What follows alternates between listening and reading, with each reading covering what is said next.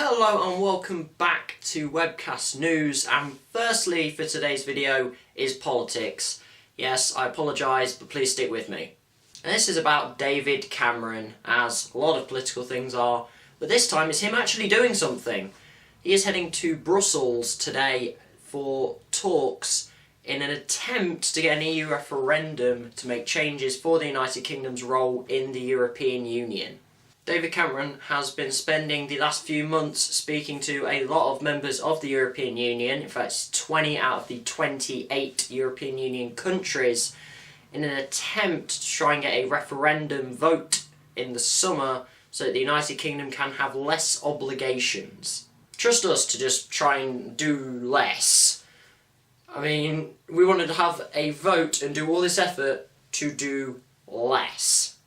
In the negotiations that David Cameron will be taking a strong part in, there are a lot of different things that the United Kingdom are trying to change in their role in the EU. Some of those are as follows: allowing Britain to opt out from the EU's founding ambition to forge an ever closer union of the peoples of Europe and greater powers to national parliaments to block EU legislation. Restrictions on other EU nationals getting in-work benefits in the UK for 4 years, changing child benefit rules so payment reflects cost of living in countries where child lives, and also a target for the reduction of the burden of excessive regulation and extending the single market.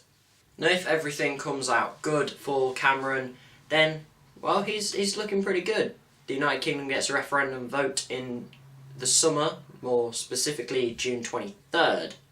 However, if they can't reach an agreement, obviously there is no referendum, and then David Cameron puts himself under a lot more pressure to quit as Prime Minister.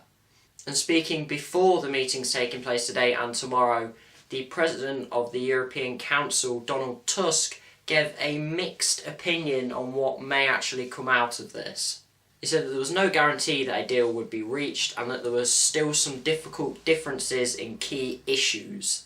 However, he also said that the negotiations were in a very advanced stage, and also announcing that it would be a defeat for both the United Kingdom and the European Union if no deal was met, and that it would be a geopolitical victory for those trying to separate the Union. One UK government official has come out and said that this is crunch time, and it is really, because David Cameron's future could actually depend on these meetings. And the final thing on this, I'll honestly say, I know nothing about politics, even UK politics, which really I should know a bit more about. It's quite bad.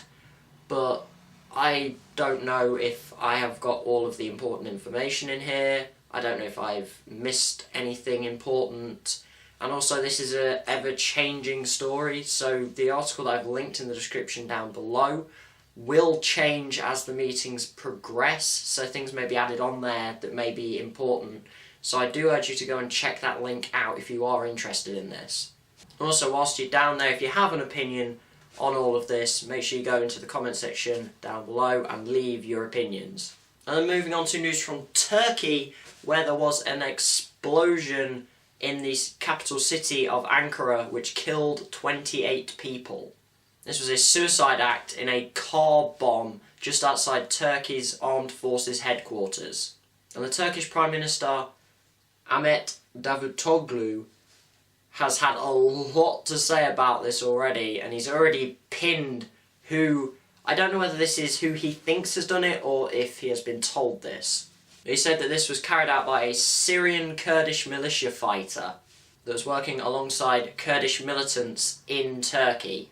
He's also vowed that Turkey will retaliate on not just Syria, but also Iraq.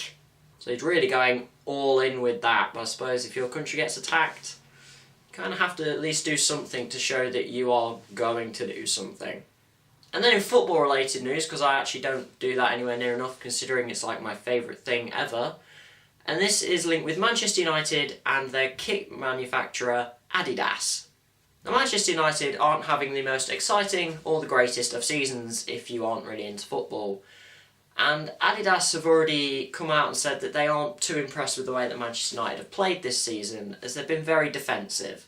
Fans have been ridiculing them all season, especially fans at the games, doing chants like attack because they are so defensive under Louis van Gaal. But now Adidas seem to have jumped onto that bandwagon with their latest hoodie. The new hoodie has the picture of the Red Devil logo and also says Red Devils, which if you didn't know is Manchester United's nickname. However, then above this it says duty to entertain, which is pretty much seen as a dig at Manchester United's current way of playing because they haven't been entertaining at all. So if you're a Manchester United fan, what do you think of this hoodie and would you buy it? And again, even if you're not a Manchester United fan, what do you think of this hoodie? Let me know in the comment section down below. And then finally for today's video is Twitter related news, and with the famous author J.K. Rowling. Now she's already fairly known for her Twitter comebacks, but her latest one from yesterday is probably one of her top ones.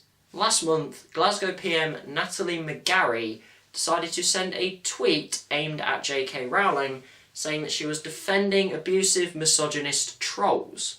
However, when J.K. Rowling responded saying, "Can you show some evidence of this?"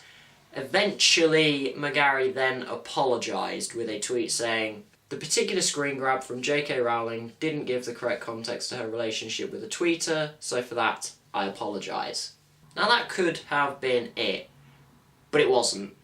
Scottish writer Kevin Williamson, no I haven't heard of him either, decided to wade in on this and said that PM McGarry should not have apologised. And he decided to send a tweet saying, "Why apologise to her? She uses her obscene wealth and layer droids to threaten and bully. Tell the Raj to bolt." Side note, Miss McGarry's response to his reply to her tweet was DM. So yes, he literally slid into her DMs. That is something I don't think I'll be saying on here, but there we go. And that then led to the now known response from J.K. Rowling, where she decided to turn into a bit of a rap artist. She decided to respond with this tweet: "They see me rolling, they hating." And then that link on the end is to Mr. Williamson's initial tweet saying that McGarry shouldn't have apologised. Yeah, I think we know who won already. Just putting a rap lyric and using your own name in it, that pretty much wins. And then the original artist of the rap song, Chamillionaire, I think that's the guy's rap name, well, he then waded in on this as well. I was going to remix your tweet to "We see them trolling, but you already took the Grammy. Touché."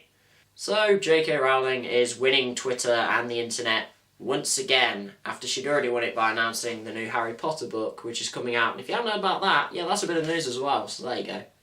I thought that was just a bit of a more fun thing to end on, other than politics and explosions. So that is it for today's video. If you have liked it, make sure you go and hit the like button. Make sure you go and hit the subscribe button as well. And whilst you're down there, leave any comment you actually want to make on this video, whether it's on a story or the actual how the video actually looks or how I'm actually doing these videos. If you have any comments at all, make sure you put them in the comment section down below. And as always, thanks for watching.